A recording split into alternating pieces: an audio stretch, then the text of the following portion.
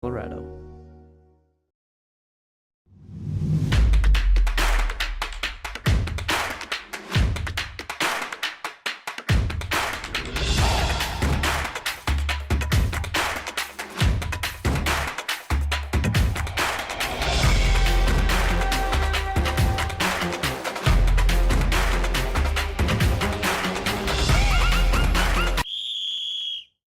All right, thanks for joining us. So soccer season is in full swing and Battle Mountain High School entered a game with Glenwood Springs undefeated on the year. It was a stalemate in the first half where we saw a lot of great saves from each keeper. Giancarlo Areola here for the Demons, and on the other side Ezekiel Alvarez throwing that right hand up for the block to force the corner kick. But moving over to the second half, we see some action on offense a little over 1 minute in. Jacob Methvin puts the heat on this shot, deflects off Areola into the net. Huskies take that 1-0 lead. 13 minutes later, Demons moving the ball. It's ripped directly to the net. Alvarez is there for the stop, but can't contain the egg. And Gail Mondragon will finish the job, putting that egg in the nest. Later, a penalty kick set up in front of the goal off of a red card given to the Huskies would set up Glenwood Springs in scoring position. Whistle blows, and that's the way the news goes, y'all. Glenwood Springs hands Battle Mountain their first loss of the season, beating the Huskies 2-1. Now, taking a look at some other games around the valley, the Huskies, they're going to seek redemption away at Steamboat Springs, another tough team that's undefeated on the year. With 4 shutouts on the season, they've knocked off Vail Mountain School and Eagle Valley already. The Sailors have only been scored on once this season, so this is going to be a tough matchup for Battle Mountain. Eagle Valley will take on Frontier Academy on Saturday at home, and Vail Mountain School looking to turn their season around against Farita Monument. Although Glenwood Springs got the best of Battle Mountain on the field, the two teams squared off on the volleyball court, and Battle Mountain was looking for redemption there. The visiting Demons entered the game 1-2 while Battle Mountain was on the hunt for their second win of the season to go above 500. Serving, it's the senior Husky Lily Suman who puts it into play, and the rally is on. Glenwood Springs not able to make the most of their possession, so the Huskies, they're going to make them pay. At the net, Gracie Halminski will place this one on the dime where no one can go, and Battle Mountain will take the opening set 25-23. Moving on to the second set, Glenwood Springs serving. The Huskies setting up the spike, which finds its way to Halminski again, and she'll throw it down the Demons' throat to put Battle Mountain up 2-0.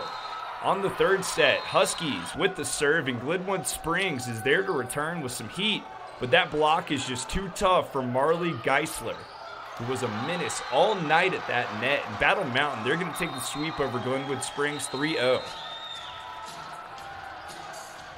We're entering the third week of Eagle Valley cross country practice, and head coach Belinda Brandt says the expectations for her team are still sky high despite losing some of their best runners from last season. So we had to catch up with the team to find out what's new with the program and what's next.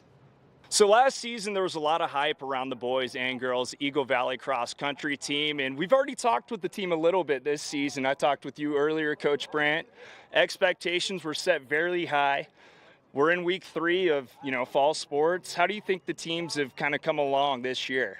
Yeah, we're already really progressing, kind of hitting our goals. The varsity guys wanted to really place in the meets they were competing in, and the 2 times we've ran our varsity squad, they've won both meets so far. The ladies are progressing really nicely, just competing hard and gaining experience every week. And what have you seen from your boys team? You're down your star runner, Jake Drever, from last year, who's now running up in Boise State, but who's starting to kind of fill his spot on the team? Is your man Mondo right here? Yep, he's part of it. So I think the good part about this season is that we just have a really strong core of guys, and we have a lot of depth. So we have guys stepping up that we didn't expect, like Jack Packard, Dylan, Tyler, Mondo, Cooper, Jack, Jackson. We have a really strong group, and then we have another group that's really competing behind them. So that the guys have been pretty stacked coming in. We had 5 in the top 11 on Friday, which is phenomenal, and more guys right behind him winning the JV meet too. Okay, and Mondo, a question for you. Season, expectations coming into this year were set pretty high, especially after so many firsts for the boys program last year. How do you think this guys team is really coming together this year, despite maybe being down a few seniors from last year's stellar team? I mean, I don't think we're down those seniors because they left a legacy. They were like, we're gonna work hard, we're gonna strive for this, and that just kind of stuck through. So they kind of passed that torch down to us, and we're keeping that. So. And as a unit, what have you guys kind of set your sights on for this season? Is there one goal in particular, or are there many goals? Kind of elaborate on a few. There's a few. I mean, really, we just want to see each other succeed. I think that's why we do so well, because we get hyped for each other when anyone else does well. As for like big goal state-wise, we want to go top 3. I think top 2 is very foreseeable, but top 3 is the goal. Competing at the state level, that's the highest you can accomplish at the high school level, just about, besides going to nationals. How do you get to that 3rd spot at state? Work. I don't know. It's about it was the simplest and best answer I could really give. Just work. Okay, and what's the work ethic like of this, varsity group of boys? Pretty fun. I think it's the only way to look at these workouts. Like, you're going till you uke. You're going till you uke. You gotta just work hard, and that's what makes it fun. Like, if you're pushing yourself, then obviously you're gonna get better. And I mean, if you go into a workout dreading it and you're like, oh, I feel so bad today, all these like negative things, like nothing good's gonna happen. So you just go into it, have fun, and you're gonna end up doing better, and you're gonna compete better. So if you quote unquote uke, you're doing it right in practice. Amen. Yeah. Awesome. And Ginger, expectations are set pretty high for this. Trying to have more of a positive environment this season, just to uplift the girls team to do well and feel proud about how they're running. Okay, and what have you liked so far from your girls? Just kind of coming together after a race and cheering on our teammates as they finish, because obviously cross country is a mentally challenging sport, and so it's just nice to have people surrounding you that understand a bit. Okay, and same mentality here as Mondo. If you don't uke, you're doing it wrong. Yeah, basically. You want to be proud of how bad you feel at the end. Well, then that transpires, even yesterday in the mile repeats, having girls run good times and then get excited about it. Like, oh, yeah, it feels good to go hard and then to be proud of yourself. So I think they're really zoning in on that, how hard it is, but being proud of that accomplishment too. Okay, and Coach Brandt, what's impressed you the most about this girls team that's seeing progress day to day? Yeah, I think just talking to each other and communicating. You guys have been doing a good job of that, and the older girls kind of sharing, Ginger and Ellie kind of sharing with the younger girls and taking time out to just show them the ropes and say, hey, we know it's going to hurt. We know this is a tough sport. There's not a lot of girls from the school that are really excited to run. So the ones of us that are here, let's be really proud of the work we're putting in, and they're doing a good job passing that down to the girls. Okay, and with that being said, what steps would you like to see your girls team take next in practice to improve, to maybe finish a little better in the next meet? Yeah, I think just keeping that pace going and mentally being positive. When their mindset is positive and they're crushing a workout, that feels really good. When they can break it down into smaller chunks, and you say, okay, I'm doing this track interval, I'm going to focus on this next interval or this next mile I'm running. They have a lot more success when they can chunk it up into smaller pieces. Okay, awesome. And back to you, Mondo. A lot of firsts for the boys team last season. Are there any firsts for this program on your mind that you'd like to see this guys team accomplish? Oh. Top 3 would be first. Top 3 would be a first, yeah. Yeah, I mean, we'll just stick with that answer. I think top 3 would be solid. Sticking with top 3? Yeah. I mean, I think this is the strongest team that we've had. I mean, we said that last year. Mm-hmm. But, I mean, keep it through. I mean, hopefully next year they're even better than this year. I mean, I hope that, the torch thing I said earlier, I hope that just keeps going. Right on. That's awesome to hear. And, Coach Brandt here was telling me about, playing some ultimate Frisbee today. How rewarding is it, to have kind of a chill day like this, to kind of bond as a team, after all these maybe track workouts and mile repeats that, can take a strain on your mental game and physical well-being? Yeah. I mean, it's pretty great. I think it's just fun. I mean, I think the team works best because if you work together. I mean, cross country is an individual sport technically, but I mean, obviously, when you work better as a team, it all just ends up being better, and it's fun. So, Coach Brandt, what's kind of the mindset behind doing that? Just playing, you mean? Oh, yeah. I mean, I think it's great to bond over things that aren't running. Not everybody's going to love every workout, or, unfortunately, not everybody will have the right mindset every workout, but that's just realistic. So when we can do goofy things, have a team retreat, play silly games, play ultimate, it just gets kids laughing and bonding in a different way, that we just want them to see each other and see the value in each other, and it doesn't always have to come in running. Okay. And what are you guys working on this week in practice? What are you working to accomplish? Yeah, I think just getting our minds right for Liberty Bell. Liberty Bell is going to be a big race for the boys. They're racing a lot of 5A teams, and the ladies, we just want to do a fitness check of like, hey, where are we on a flat course where we can really see where we're at in 5K. Really zone in on that training for the next session of our season for weeks like 5 through 8 as we get ready for the next big meet. But yeah, Liberty Bell is definitely a key meet for us just to see where we stack up. Okay, awesome. Well, you heard it here, guys. Eagle Valley Cross Country doing their thing and having fun at practice at the same time, and you can catch them this weekend running that Liberty Bell 5K. Go Devils! Woo! Yeah.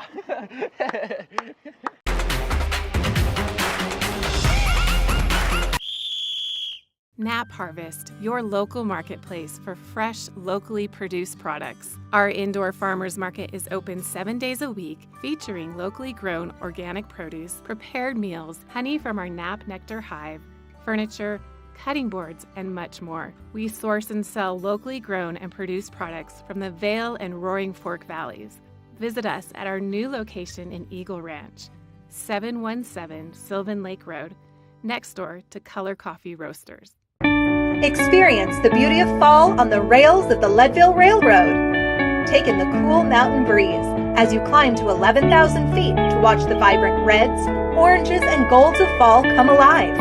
Enjoy delicious hot beverages, learn some history, and relax with family and friends. Even your pets can enjoy a ride on the train. Offering daily trips, the weekend specials sell out fast.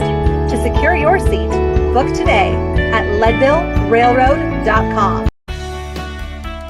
Join us in exploring the everyday lives of community members here in the Vail Valley.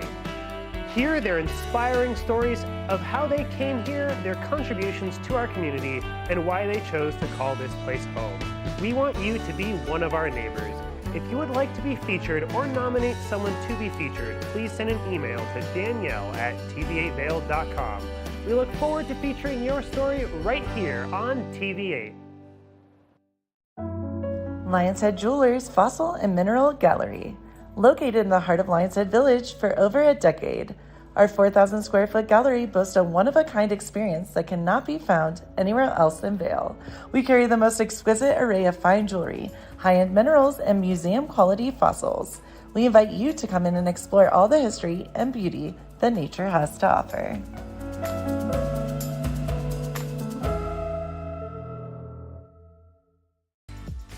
Eyepieces of Vail has been a fixture in the Vail community for over 30 years.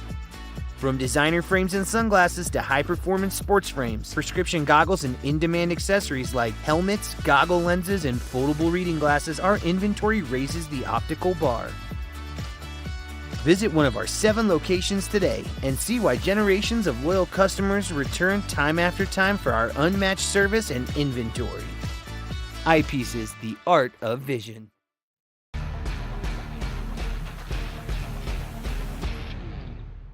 Do you love the outdoor lifestyle? Make sure you tune in every day at 8 p.m. to catch Scoreboard Nation.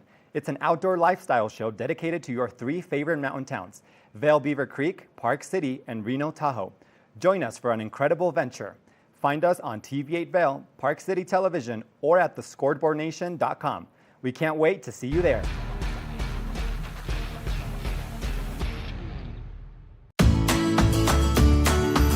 Familia, estamos muy emocionados de por fin presentarles nuestro nuevo programa completamente en español, Conexión Latina, que se estrena este lunes 21 de agosto a partir de las 7 de la tarde.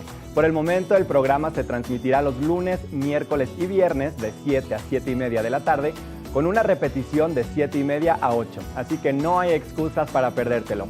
Te recuerdo que puedes sintonizar nuestra programación a través del canal 92 de Comcast, nuestra página web tv8vail.com y nuestra página de Facebook TV8 Conexión Latina. Acompáñanos en esta nueva aventura llena de información y entretenimiento local. No te lo pierdas.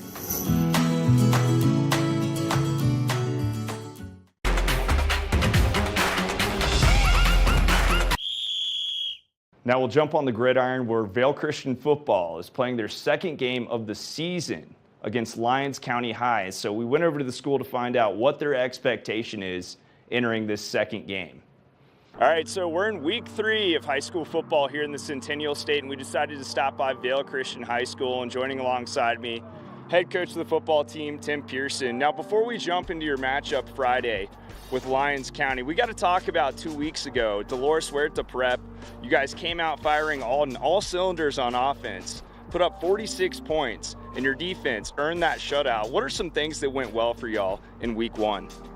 Well, we came off of our retreat week, and so that was positive that we came out and executed well, not having a normal routine of practice week. So I think that was the thing we were most pleased with, and yeah, I think that was positive. And now we take a bye week and come off of Labor Day, and we head into this big game here. And Lions is a great team, a Final 8 team from last year, and yeah, we're looking forward to kind of seeing where we're at. Okay, and over 150 yards passing, throwing the ball through the air. You don't see that typically in 8-man football. What was the decision to kind of air it out more in that game with Dolores Huerta Prep week 1? You know, I don't know if there's things that we go into a game wanting to work on. You know, in that scenario, it'd be, you know, we have really focused on some of our basic run plays. And then in terms of passing the ball, our pass pro. And so I think it wasn't something we went into trying to accomplish. It just kind of unfolds as you're trying to do other things. So we were really focused on making sure we had our blocking assignments down and being on the same page with that as a unit, more so than what actually happened on the field for our yardage and all that. Okay, and you know, week 1 in the books, you had that bye week, week 2. Now you're entering week 3, but focusing back on that bye week, how well rested do you feel like your team is coming off that bye week and entering a tough matchup with Lyons County?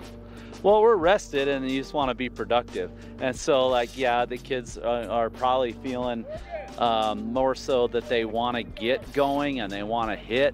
And so that's kind of the difficult part. I mean, with high school kids, they're a little squirrely when they haven't done anything for a while. And so managing that, I think any disruption to routine is a challenge for kids, especially, you know, high school football guys. So I mean, we'll see, we'll find out. I mean, we're healthy, we're rested, no major injuries, and knock on wood. So I think you're grateful for that, but you never know what team's going to show up as you walk off when you deal with high school kids. But I think we're in pretty good shape. And a lot of talk about, you know, Battle Mountain's program shutting down before the season began, and you got 5 of those guys on your roster now who left that program as it closed the doors and are now with your team. Week 1, what contributions did you see those Battle Mountain players make in that 46-0 win over Dolores Huerta Prep? Well, the biggest thing is depth. I mean, if you're a small school, 5 kids go a long way. So, you know, we had a linebacker, Ben Harrison, come in and contribute. Christian Mills, great job at strong safety. Defensive end position for us where we play him on the outside, and that was awesome. You know, Owen, you know, did what he did as a running back, and then yeah, so and Noah did a great job there filling in. So they all and Caden there at offensive line, defensive line came in. They all contributed for sure, and it helps to. I mean, all these kids know each other from off the field, and I think with football, they're just a band of brothers coming together and playing, and so I think they just enjoy being around each other and getting away from all the other distractions and just playing together as a group of buddies. So I think that part was positive. It definitely helps, no denying that, and yeah, just thankful that they have the opportunity to come out and play varsity football and compete. So yeah, it's exciting. And this week, week 3, you've got a higher caliber team in Lyons County. You got the better of them 2 years ago. They got the better of you last year. The silver lining is there. What have you guys been focusing on this week to make sure you come out of Lyons with a W? What have you been just working on right behind us in practice? Oh, it's executing, knowing how they've hurt us in the past, and how do we accomplish what we're trying to accomplish, things that have worked for us, making sure our blocking assignments again are really dialed in, what we want to do in the run game, what we want to do in the pass game, It all starts with blocking up front. And so trying to have that stuff dialed in. Defensively, making sure that we can adjust the different formations they do. They're going to want to run the football on us. And we got to stop the run. I mean, that's football. You got to stop the run. And so we're focused on that, or knowing our responsibility and doing your job and trying to make it as simple as possible for the kids. So that's kind of what we're focused on, is just do your job, do your assignment.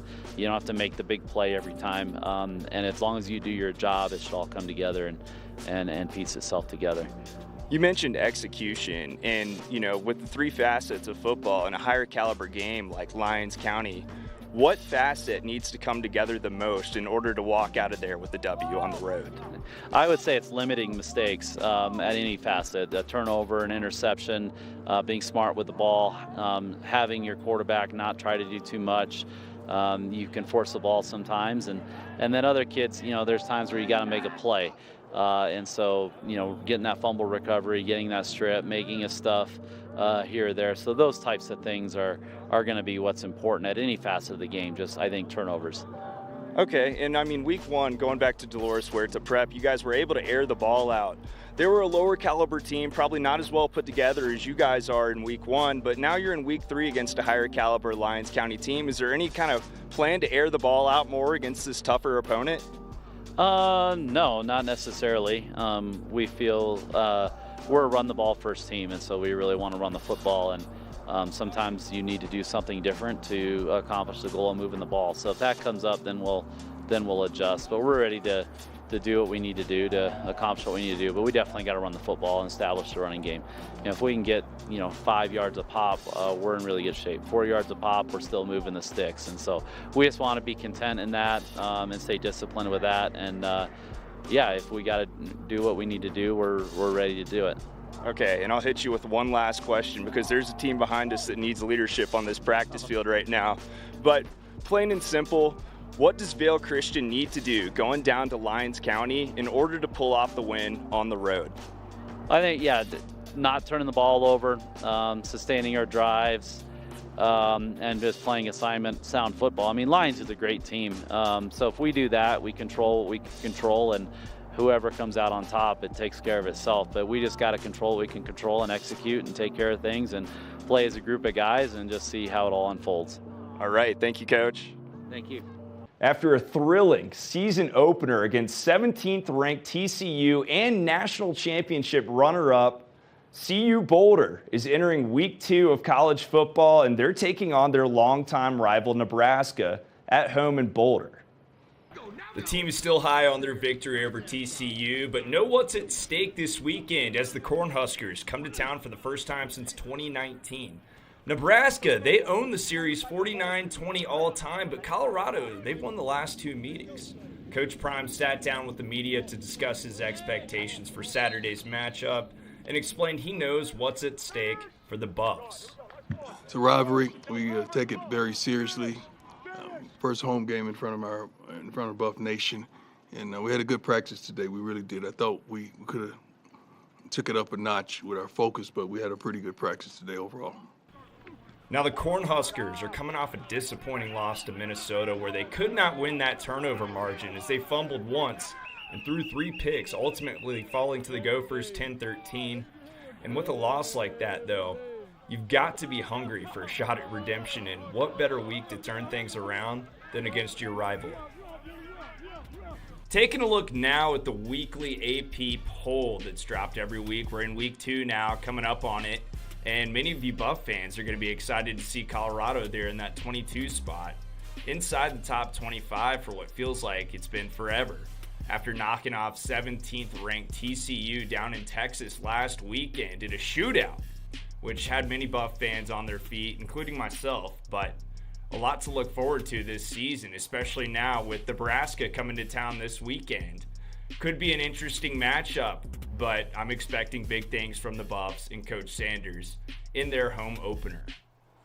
Now we'll take a look at some other collegiate football games from around the Centennial State. Colorado State will have a bye this week before they take on CU in Boulder next weekend.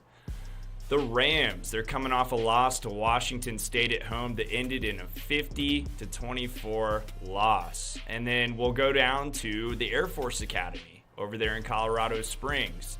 They caught a big win against Robert Morris in their home opener. Now they'll turn their attention to Sam Houston State, a longtime FCS foe that's been in the FBS for 2 years now. But this one is pretty favorable towards Air Force, but you never know the outcome of these games early in the season. Now we've touched on college football, but we got more to look forward to on the gridiron as the Broncos open up their season against divisional opponent in the AFC West, the Las Vegas Raiders. Raiders down quarterback Derek Carr this season after a trade to the Saints, and he's been replaced by Jimmy G from the 49ers. Russell Wilson and the Broncos will make their season debut with new head coach Sean Payton Sunday in Denver at 2:25 p.m. Mountain Time. So I say it every week, but a lot of great games to look forward to this weekend, especially that CU-Nebraska game where Colorado enters that matchup ranked. But make sure to come back to us next week as we'll be down in Boulder getting those highlights and post-game interviews from Coach Prime that you won't want to miss. So make sure to tune in for that.